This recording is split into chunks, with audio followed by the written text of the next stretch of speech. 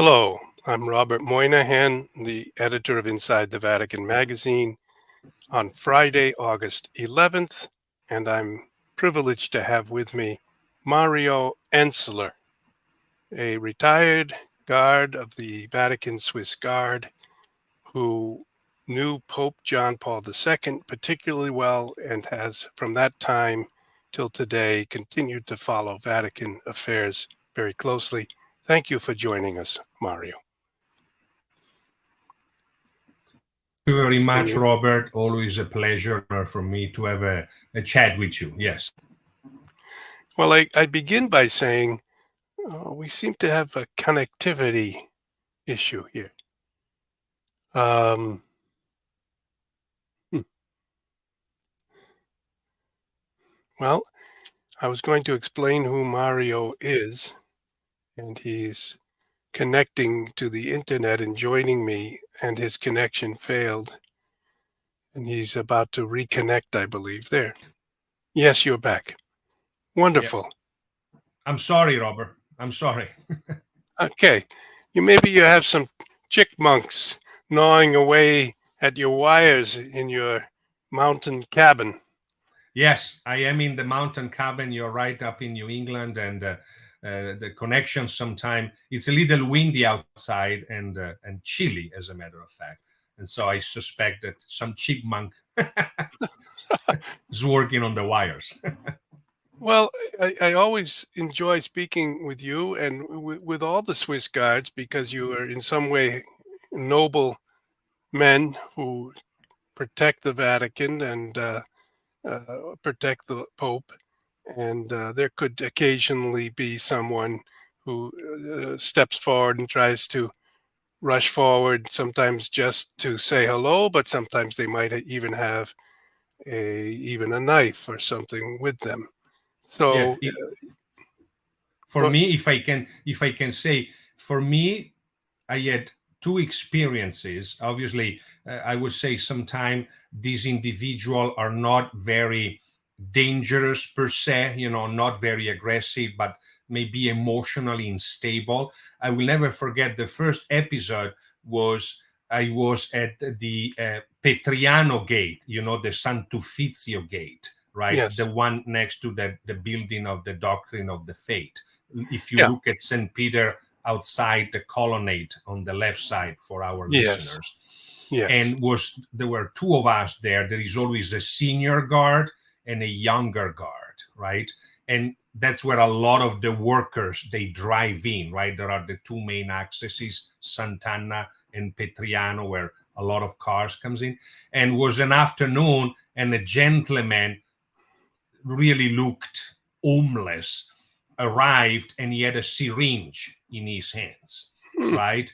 And when he came, he didn't speak Italiano or German. I don't know, probably a Slavic language.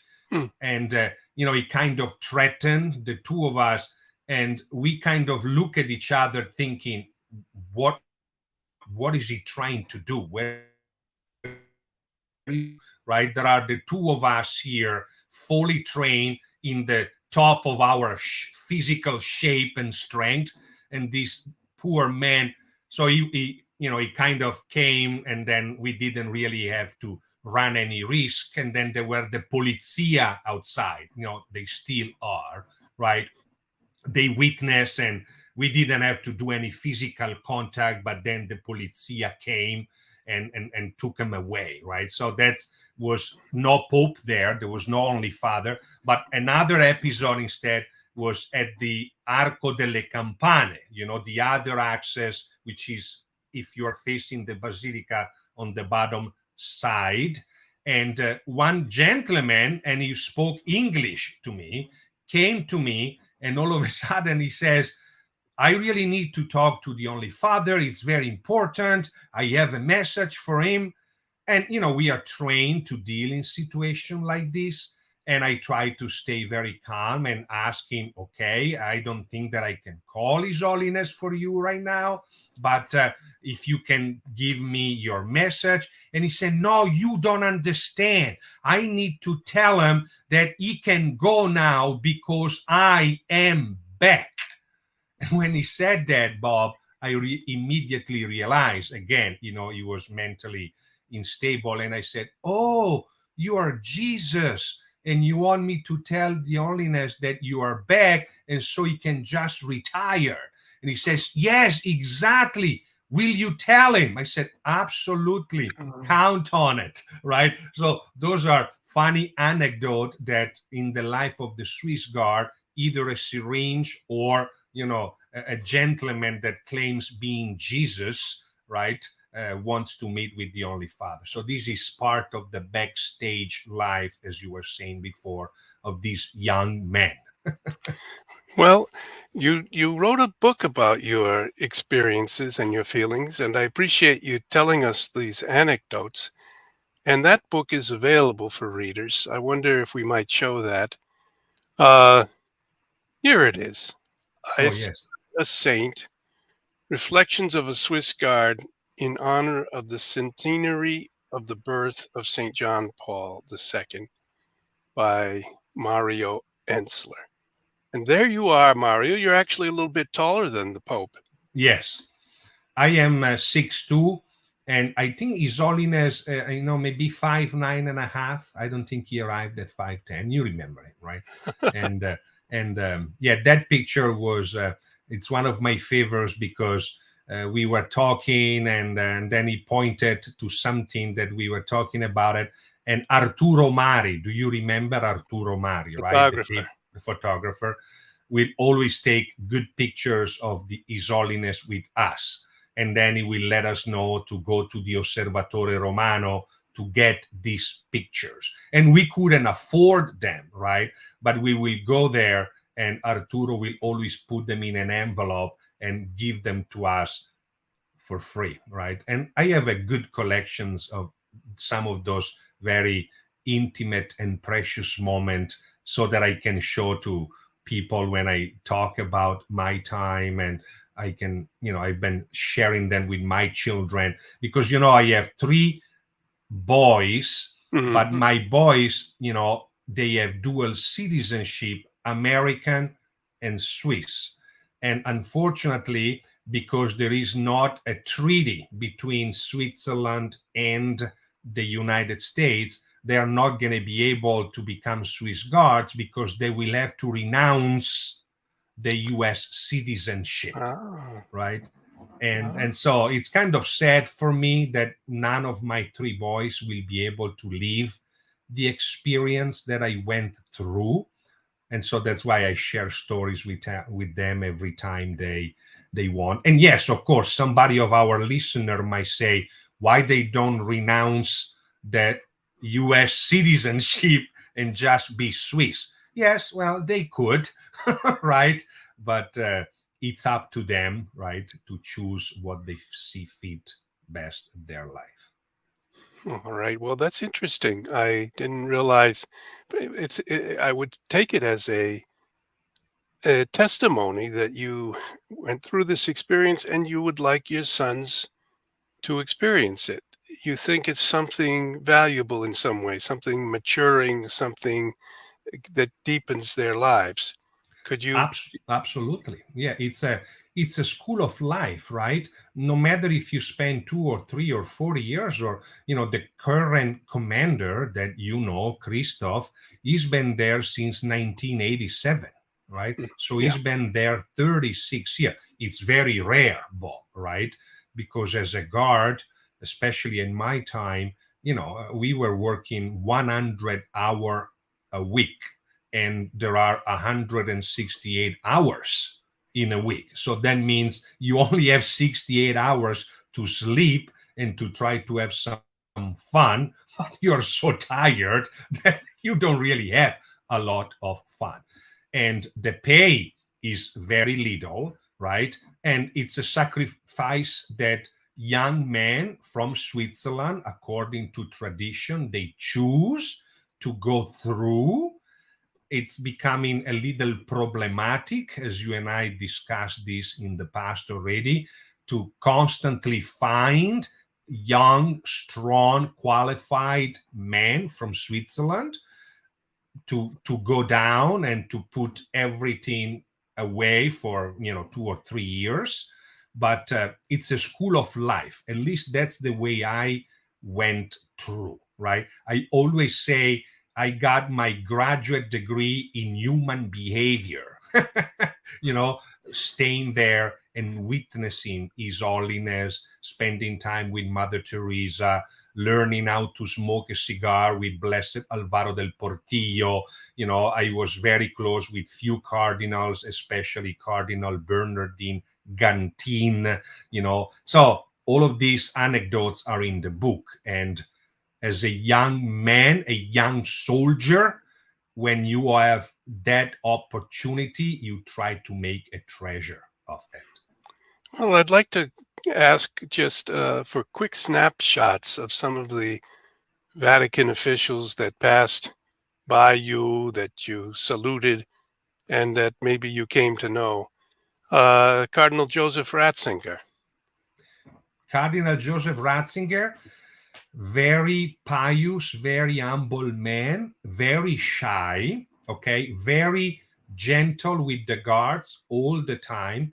And often I will go for a walk on St. Peter's Square, so not on duty, but sometime you will finish and then you'll go out for an espresso, okay, before going into service again. Uh, You experience, His Eminence will walk from his apartment. His Eminence will walk from his apartment to his office, crossing St. Peter's Square four yes, times a day, right? yes. Morning and then afternoon. Always carried a briefcase, right? And when it was cold, he always had a coat on top of his cassock and a hat, Mm. And many times I will be there and he will recognize and he will stop and he will exchange few words, most of the time in German, right? Asking, how are you? Are you going into service today? Is it your day off? Are you going to go and play soccer? Okay. And many, many times, Bob, people will then recognize him and gather around us, especially young. I have a very clear image of a young family from the United States of America, and they were alumni of a small college in California called Thomas Aquinas College, Oh, yes. Yeah. TAC. And they started speaking with His Eminence, and I wanted to just leave, but he kind of kept me there. He grabs your arm, and it's a sign like, don't leave me, don't abandon me, I need you here. And you are a soldier and you stay there. And that young couple with two little kids, they wanted to say that they read his book, and he blessed them, and he put a cross on the forehead of the two little kids. Then the family left, and he thanked me. Thank you for being here. And I said, always, Your Eminence. So Cardinal Joseph Ratzinger, a wonderful man, spiritual man, humble man, a little shy, but when he came out on 2005 on the balcony, I Yes. feel that his shyness left him completely. Yeah. He did say that and everyone said about him that he was a man of study, a man who liked to sit at a desk and read through a book and take notes and compare to another book and then think through the ideas that he was working on about the history of the church, the nature of Jesus. He wrote, as a pope, he wrote the three large volumes on the life of Jesus. One of the most little known, I mean, people know this, but they forget this. Right at the center of his pontificate during those years from about 2006 to 2009, he was devoting quite a bit of his time to writing three volumes about Jesus. And he didn't really appreciate in the same way as John Paul II the large crowds. Yes. I miss him. I miss him much. And when he passed away, I wrote an article that narrates a little anecdote backstage. So as I said before, one of my closest friend and spiritual father was Cardinal Bernardin Gantin Yes, from right from from Benin. Benin, from Yes, Benin, right? I met him also, and he was an impressive man. You know him better. I ask you to talk about him, but I believe he would have been, in a sense, a chief of some sort in a tribe in the old African tribal culture. And he came up through the church and became a cardinal. And some people spoke of him as the type of man with his inner strength, his courage, who might even have been possibly a pope. So Cardinal Gantin, just to tell our listeners, okay, came into my life because he confirmed me in the 70s. You're thinking, how is it possible that a Swiss guy, remember, I was born and raised in Italy, right? How is it possible that an African cardinal confirmed him rather than his archbishop? Well, very simple. Um, when our pastors in Sotto il Monte announced that we were going to be confirmed, our class, he said that there was an African cardinal coming from Rome because he had a sister, a religious sister, living in the nearby parish, and he was stopping by, okay, and then my parroco, my pastor, had asked the sister if the cardinal wouldn't mind to do the confirmation, the cresime, right? And the cardinal said, of course, as long as the bishop, the ordinary, doesn't mind. So to cut the story very, very short, he confirmed me in 1979, Bob. Okay, 1979, and he was a cardinal 2 years because he was elevated to the cardinalate on June 27, 1977, with Joseph Ratzinger.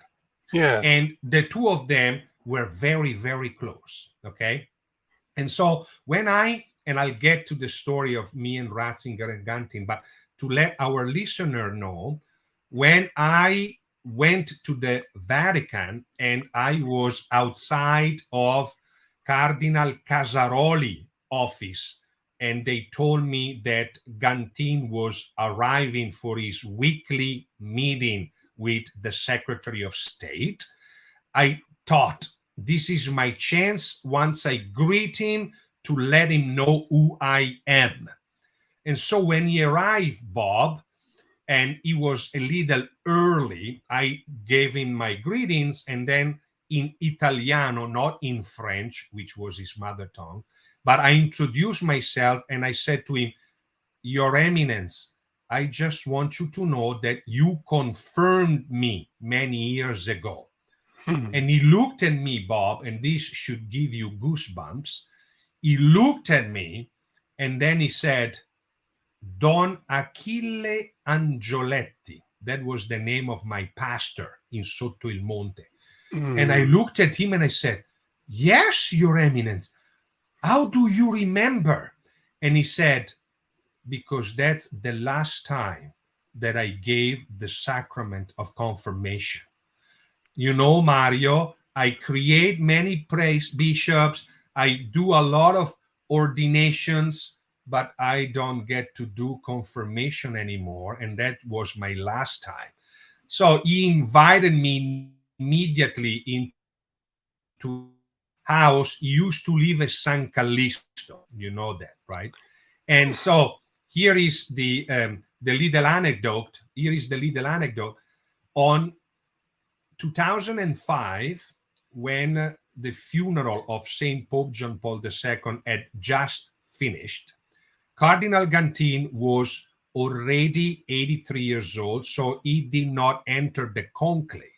But Hmm. Cardinal Gantin, you remember, he was the dean of the College of Cardinals Yes. until he turned 80 in 2002, and he asked, never happened before, he asked John Paul II if he could be released because he wanted to go back to Benin. And Yes. who was the vice dean? Joseph Ratzinger. And so Ratzinger became the dean of the College of Cardinals, and Gantin the dean emeritus. So here is the anecdote. I am having lunch with Cardinal Gantin. This is the day before the conclave starts. Okay. In April of 2005. It must Correct. have been the 17th, 16th or 17th of April, because Benedict was elected on the 19th. Okay. So I am with Cardinal Gantin inside at it's called Palazzo San Carlo, where the Collegio, anyway, inside of a building. Okay. It, And we are the Teutonico.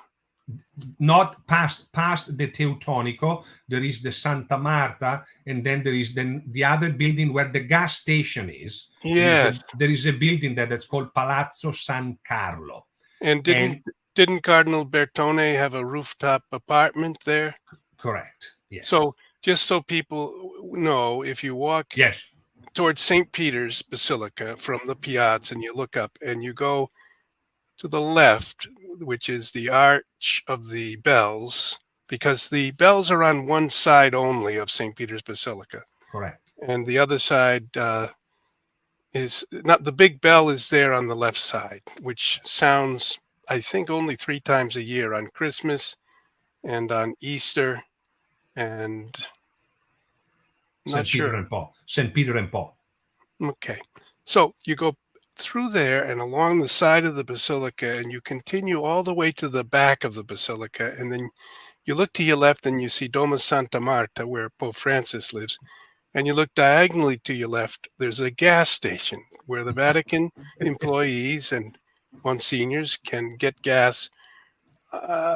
Actually, I've never been allowed to get gas there. I've driven by there many times. But I don't know. It's cheaper price. I don't know how much cheaper it is.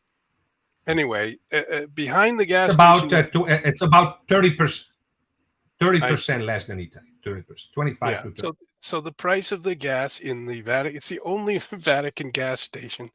It's only 2 pumps there, I think, and the people who work in the Vatican and live out in Rome will drive their cars in. They'll park. They'll go to their jobs. And which includes making sure the roof of St. Peter's is okay, all the tiles, nothing is falling down, taking care of all the uscieri. They're taking care of letting people in and out.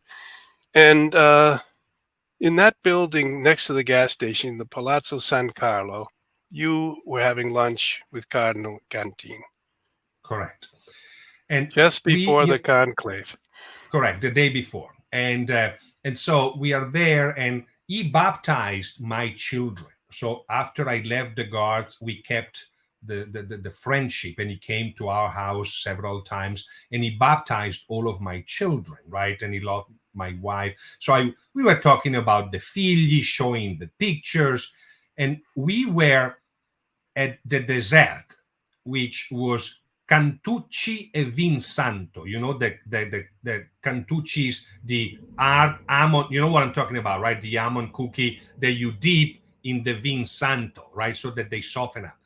And all of a sudden, the doors open without knocking or anything in the little room in the refectorio, and was His Eminence Cardinal Joseph Ratzinger. That when he opened the door, he was not expecting to see His Eminence with somebody else, right? And so he said, "Oh, I'm sorry, ritorno, I'll come back." And Cardinal Gantin said, No, Eminenza, vieni, come.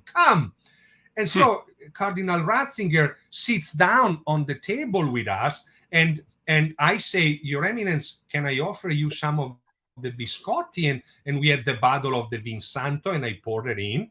And Gantin says, "Oh, Eminenza, do you remember Mario?" And I can tell you that Ratzinger, was being polite, right? Okay, I've seen so many Swiss guards in my life. I don't really Yeah. know who this one is.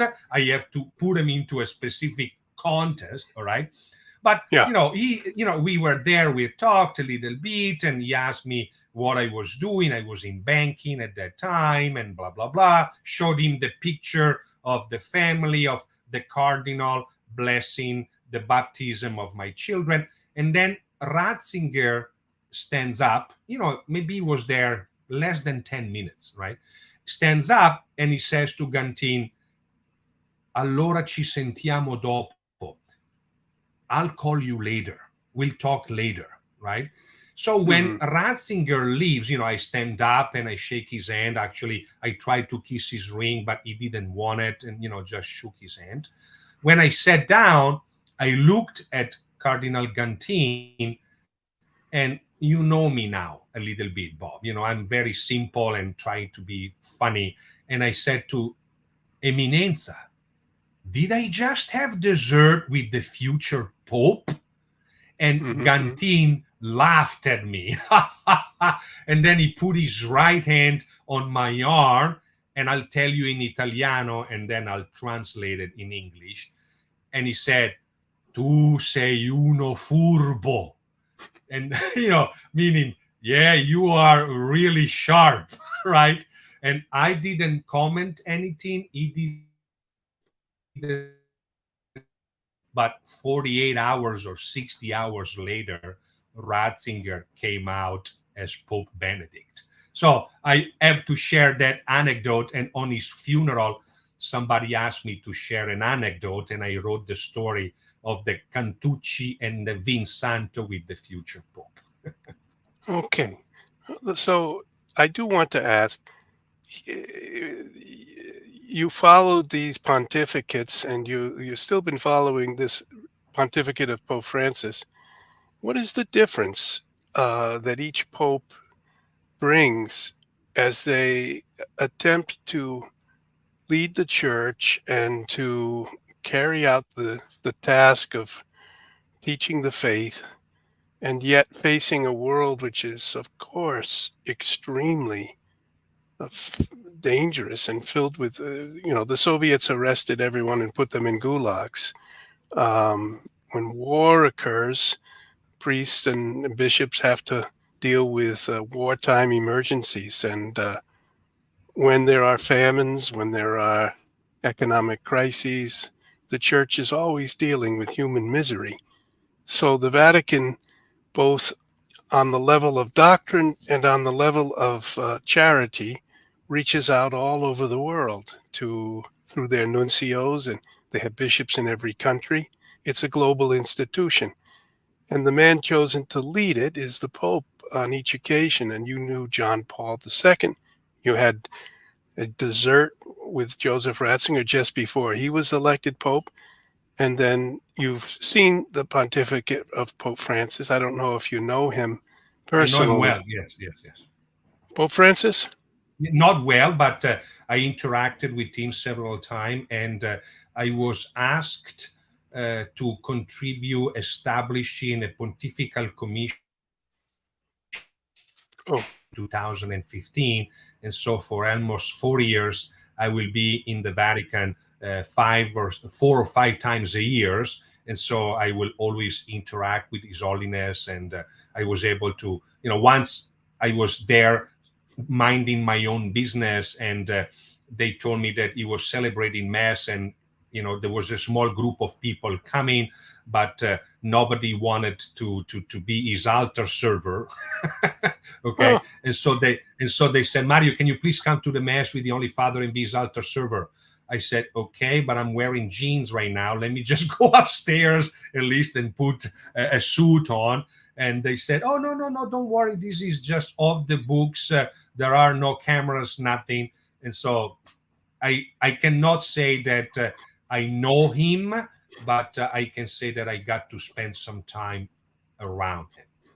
well, why don't you give us a summary of the leading characteristics of these three men? John Paul II as the Pope that you served under, 1989 to 1993, right in those years when the Soviet Union was collapsing.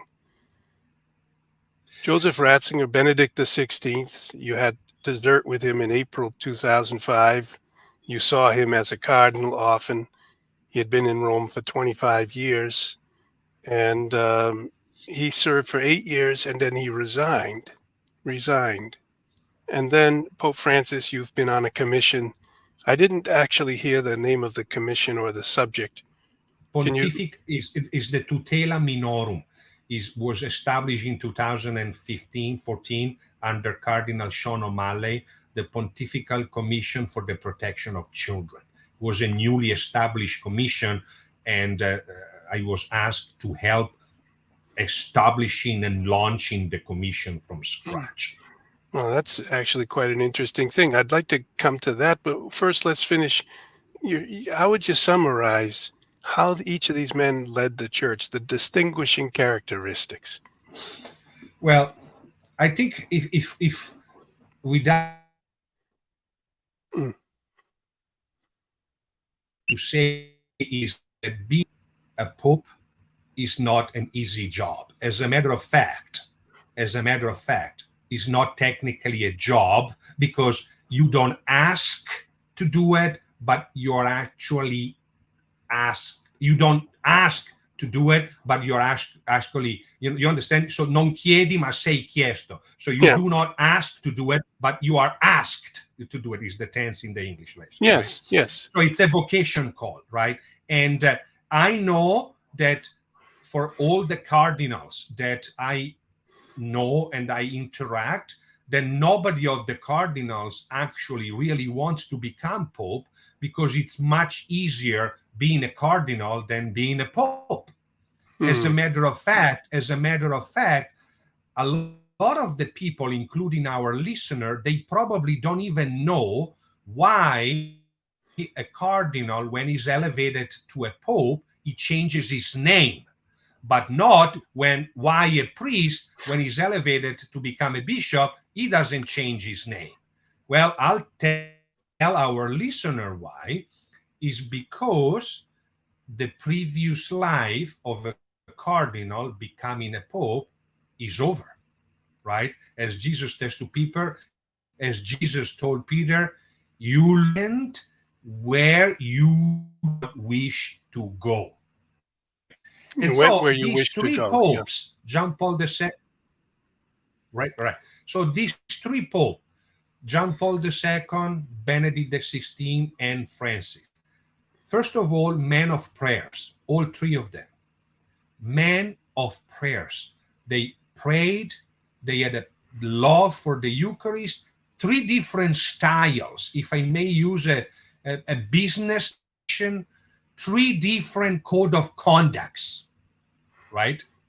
And I have to say the leadership skills, though, are very similar. And I'll tell you why, Bob. Because in their own ways, with their own words, in their own styles, okay, creating more confusion than bringing clarity, okay, reading more than speaking a braccio, okay, sitting rather than standing, okay, going off cuffs rather than staying on a script, right? They all three try to do four things, Bob, and I am convinced of this. And those four things model the way.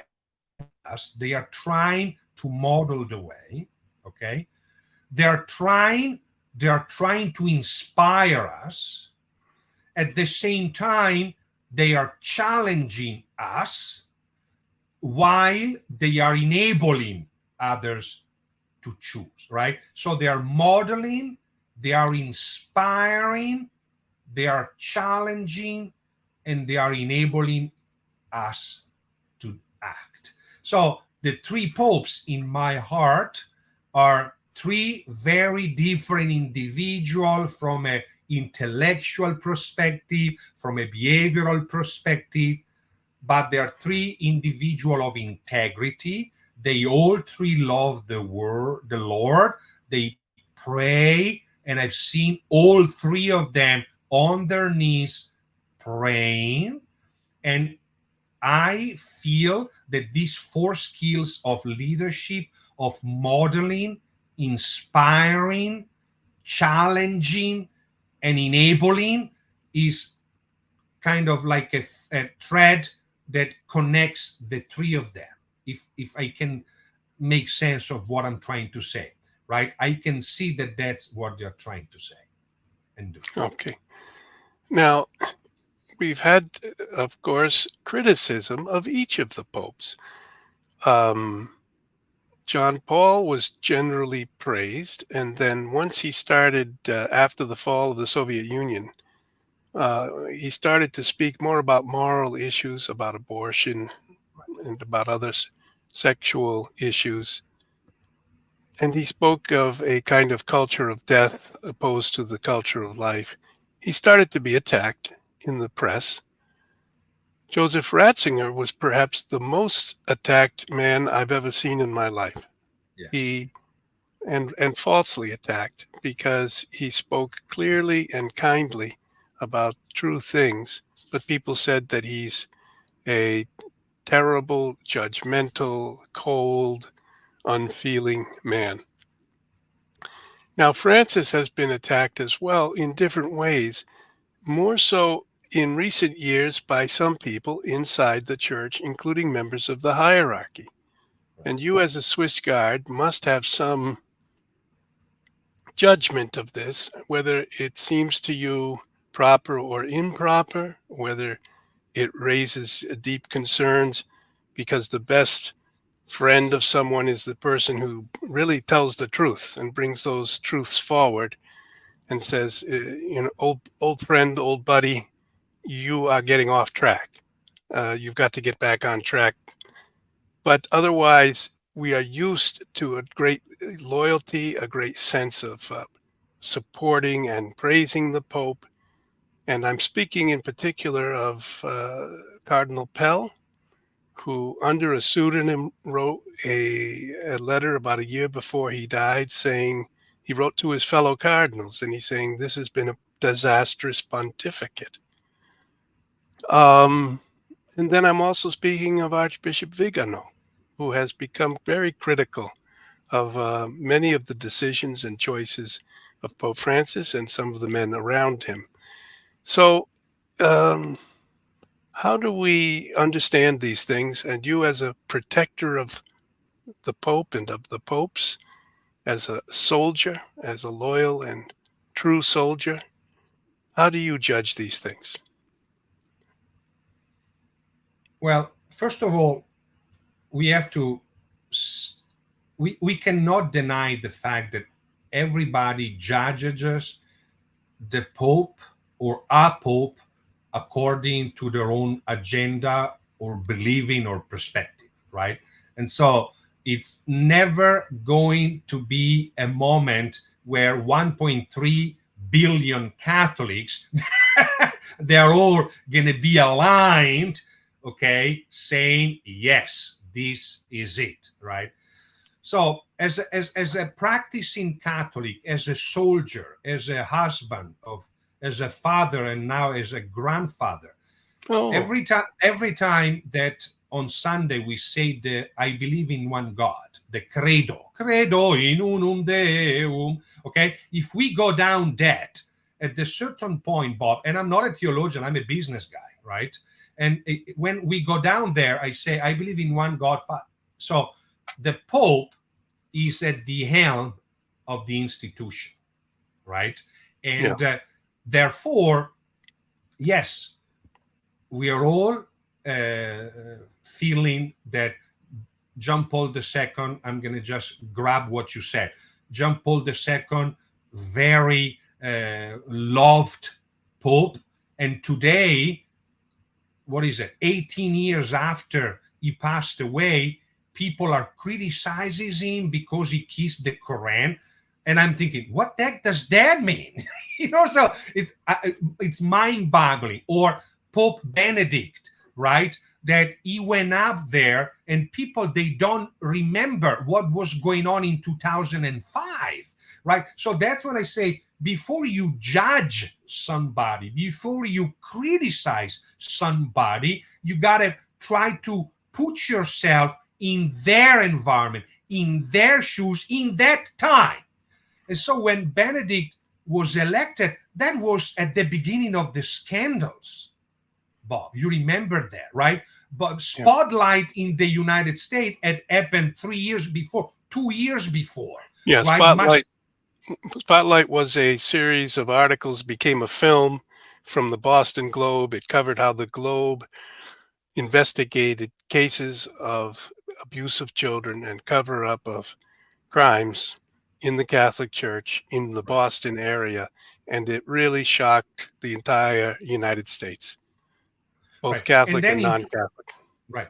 And then in 2013, Francis is elected, and we have two popes and a Pope Emeritus, and a Pope. And it's so all I'm trying to say is, as a soldier, I follow orders, right?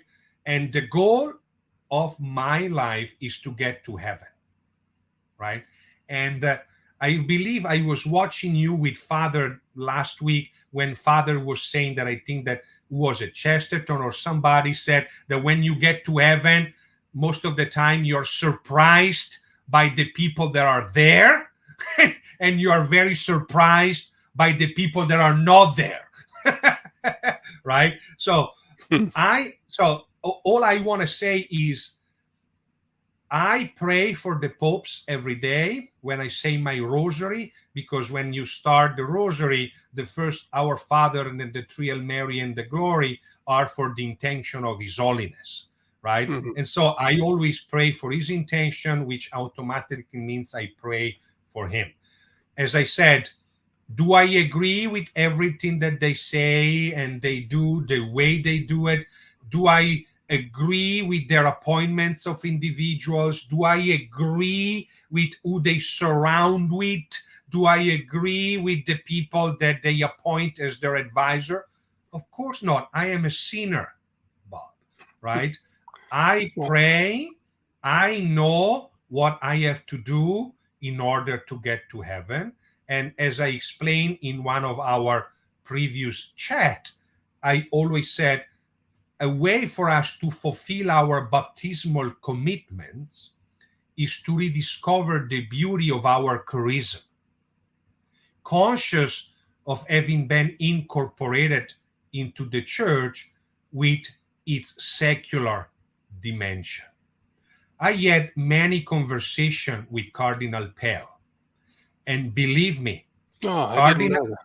yes, and believe me, Cardinal Pell never said a bad word about any pope. He never really said bad adjectives. You know what I'm saying? He never labeled anybody, especially Pope Francis, with negative adjectives, because he was a man of integrity, Cardinal Pell. He felt that the church was into tribulation. He felt that the leadership and the communication skills of Pope Francis could have been better, and he was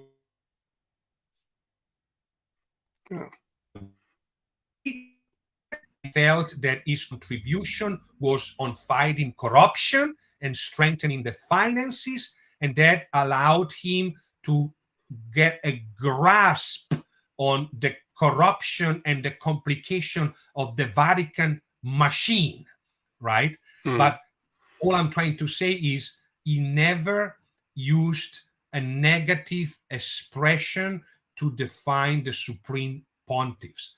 He did many times share his concern of the direction that the church was taking. But in one of my last conversation with him on the phone, few days before he went to surgery and then passed away, was, this is not our church, Mario. This is his church. We have to trust that he has a plan. We have no idea what that is, but we have to trust that he knows what's going on. Well, a few minutes ago you said that you couldn't make certain judgments, and then you said, I am a sinner. And all of us would have to say, due to our selfishness, due to our self centeredness, that we've committed sins.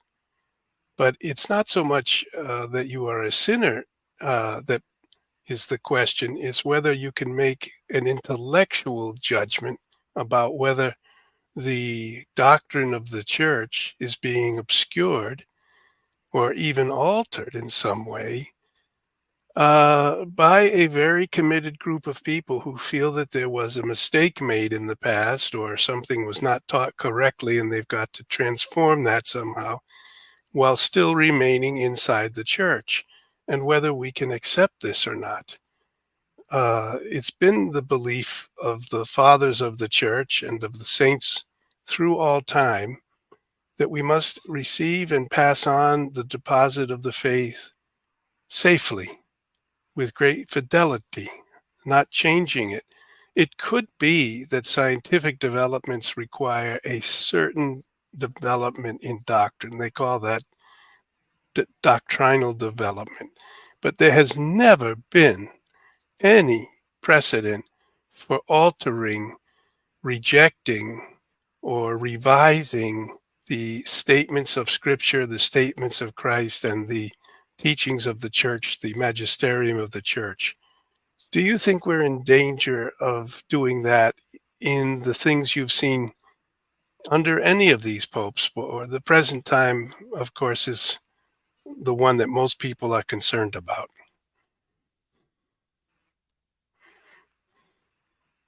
Did you hear me? Yes, I am concerned. Yeah, I can hear you very well. Sorry, there was a little delay.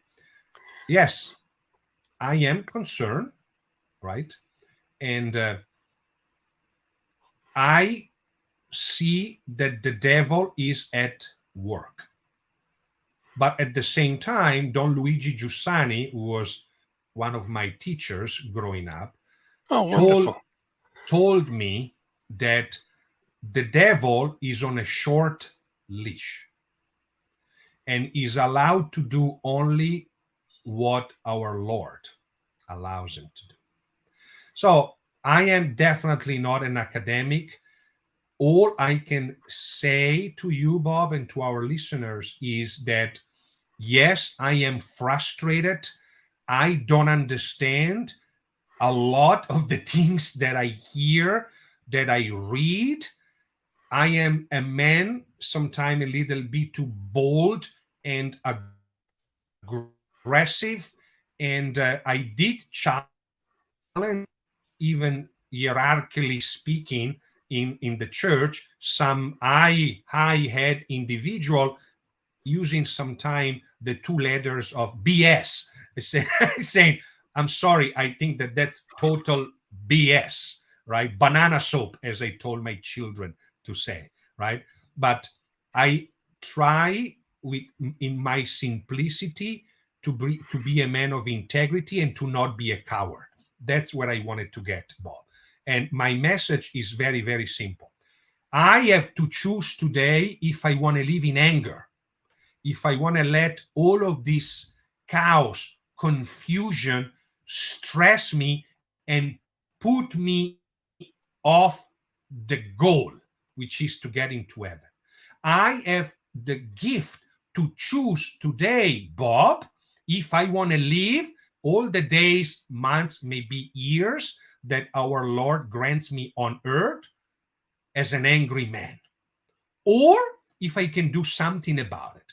And what is helping me right now is in my simplicity, I can make sense of a lot of the things, right? I listen carefully to many of your chats, right? And I scratch my head because I'm thinking, whoa, I never thought from that perspective.